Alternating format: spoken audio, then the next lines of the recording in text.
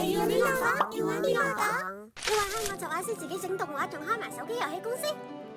Hello，我叫 K 中陳啟中，有啲朋友會叫我阿中咁。作品主要係偏向日式，有少少動漫風格，pop 少少。近幾年啦，會係集中於畫舊香港同埋一啲女生插畫。啱啱出世幾歲嗰陣時，好中意睇《聖鬥士星矢》，阿爸就會俾啲牛油紙我，叫我印住嚟畫啦。印完前邊就會喺隔離加翻後邊，好自信咁俾佢睇啊！印咗啊，靚唔靚？你都唔係印嘅，點解阿爸會睇得出我唔係印嘅咧？我要畫到你睇唔出我唔係印，就開始白手擺本漫畫書喺隔離畫。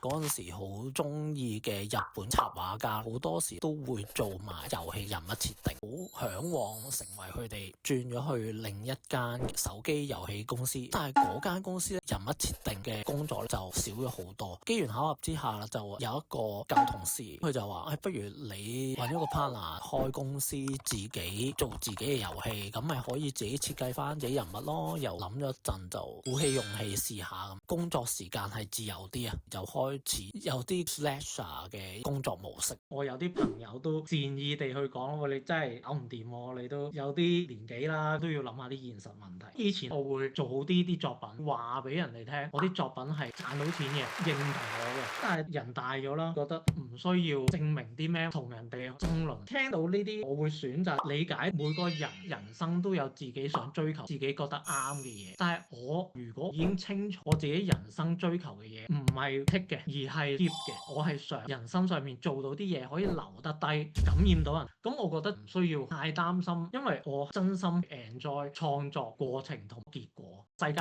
各地都有好多好厲害嘅 artist 係同時好努力咁做緊創作，要擺低一個比較嘅心，學識欣賞唔同藝術家創作者嘅作品。比較嘅心係令自己好難進步，同令自己嘅眼界收得好窄啦。另一樣嘢就係有時可以揀一啲冇信心嘅嘢去做，膽粗粗一股勇氣去試，資源個得着反而係更加大。歡迎大家 follow 我 IG 啦，可以留一啲 comment 俾我知道我嘅作品喺大家眼中係點樣樣嘅。咁多 K 中嘅故事，喺下面條 link 睇啦。